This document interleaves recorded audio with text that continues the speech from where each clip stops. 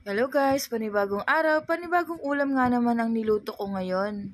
Tara, samahan niyo ako magluto ng adobong baboy. Mukhang maganda nga ang panahon ngayon at ayan, tirik na ang araw. Eto na nga, nakabili na nga ako ng karne ng baboy. At bumili nga ako dito ng itlog ng pugo. Masarap din naman sa adobo na may halong itlog. At eto na nga, nagsimula na nga akong maghugas dito ng karne ng baboy. At eto na nga, hindi mawawala na hindi ko hugasan ito sa asin. Una ko nga palang ginagawa ay binabanlawan ko muna bago ko lagyan ng asin. At kapag nabanlawan ko na nga yung karne, saka ko lalagyan ng asin, saka ko siya lalamasin. Nga pala ang pagkuha ko ng asin guys is tansya-tansya lang.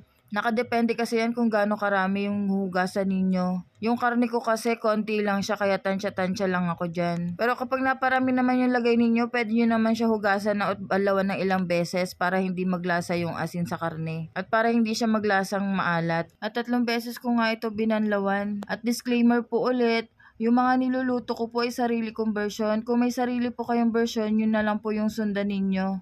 At ayan, kung makikita nyo ay hinuhugasan ko nga ng mabuti. Mga 3 beses ko nga itong binanlawan. Kaya talagang nakadepende sa inyo kung paano kayo maghugas ng inyong mga karne. Noon, hindi pa ako sanay magluto. Basta nawasiwas ko na sa tubig ay okay na. Pero mali pala yun. Dapat ay hugasan talaga natin mabuti yung mga kinakain natin. Kasi kapag hindi natin hinugasan ng mabuti, tayo din ang mapipirwisyo, katawan din natin. At tapos ko na nga hugasan, kinuha ko na dito yung tadtaran at kutsilyo. Pagkatapos ay nagsalang na nga ako dito ng tubig para pakuluan yung mga binili kong itlog ng pugo. Pakukuluan lang natin yan mga 5 minuto. O depende sa inyo kung gusto nyo ng lutong-luto talaga. At habang nagpapakulo nga ako at naghiwa na ako dito ng bawang at sibuyas. Naghiwa din ako ng 1 pirasong sili. Nagsalang na nga din ako dito ng kawali at ayan, nilagay ko na yung karne. Hindi ko nga pala siya igigisa muna kasi gusto ko ganyan para palabasin yung sarili niyang mantika. At tatakpan muna natin at pagkalipas ng ilang minuto, ayan, ganyan na siya. Pwede na natin baliktarin o haluin. Ayan, nag-color brown na siya.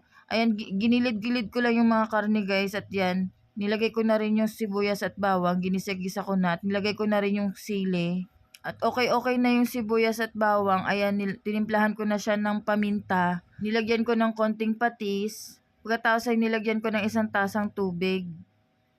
Pagkalagay ko ng tubig at tatakpan muna natin siya hanggang hayaan lang natin siya hanggang sa lumambot. At chinek ko nga dito yung nilalaga kong itlog. At ayan, okay na siya, luto na. Papalamigin lang muna natin. Binabad ko nga muna sa tubig. Tapos nga ng ilang minuto at ayan na, malapit na siya matuyuan. At naglagay nga ako dito ng 1/2 cup na toyo at 1/2 cup na suka. At take note guys, wag nyo hahaluin kapag nilagyan nyo na ng suka. Hintayin nyo muna mga mo, ibig sabihin nun, luto na yung suka. Ilang minuto lang at kumulo na at nilagyan ko na rin ng laurel. Naglagay nga rin pala ako ulit ng 1/2 cup na tubig. At ayan, tatakpan muna natin. Pagkatapos nga ng ilang minuto at ayan, kumukulo na siya. Ayan, hinalo-halo ko muna. At ayan, nagmamantika na siya. At guys, ito nga palang niluto ko ay pang 2 tao lamang. Kaya depende sa mga panangkap na ilalagay ninyo kung gaano karami ang lulutuin nyo.